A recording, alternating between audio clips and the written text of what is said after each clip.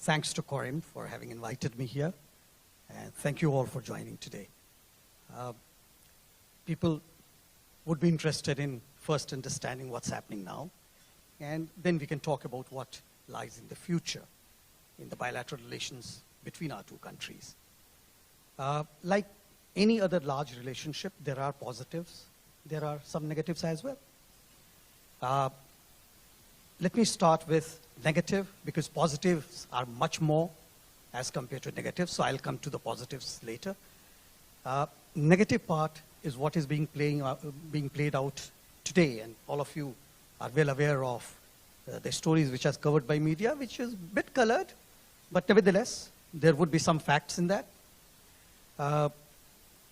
The larger question from the perspective of a foreign affairs enthusiast would be the origin of what's happening today and what you read so much politically. The origin is the lack of understanding of India's concerns. When we call two countries in bilateral relations as partners, strategic partners, friends, we expect both the countries to understand each other's perspectives, each other's concerns, respect the cultural diversity of each other. Unfortunately, there had been issues, and this is nothing new, decades-old issues, which have resurfaced, re-emerged, and there had been unfortunate crimes wherein those who are currently Canadian citizens, largely having their origin in India. India does not have dual nationality. So therefore, if someone becomes a Canadian citizen or citizen of any other country, he or she is no longer an Indian citizen. So for us, technically, the person is a foreigner. So the foreigners having, if I can call it, evil eye on the territorial integrity of India, that is a big red line for us. Indians will decide what will happen to India. Indians will decide the fate of India, not the foreigners.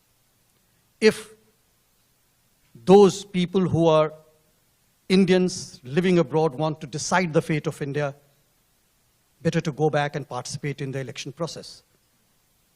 Every 5 years, India goes through an election process at the national level, almost every 5 years.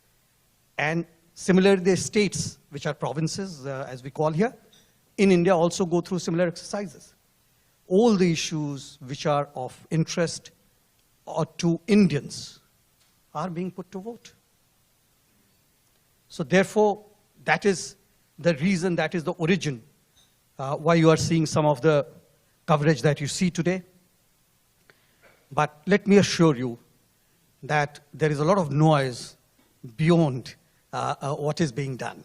A lot of discussions at the government level, both sides, is happening. And through the diplomatic channels, these channels are not open to public. And these diplomatic channels are trying to find solutions and resolutions to the issues of concern on both sides. And the way in which it is moving, I think it will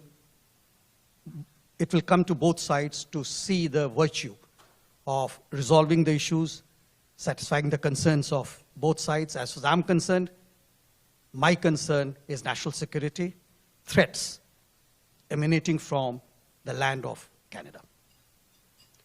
These threats are largely emanating from the Canadian citizens. So these two are my red lines. We are ready to sit down on the table any day, and we are doing that, and we are trying to resolve this issue. So that was the negative side, which I wanted to tell you. So very small, out of 30 minutes.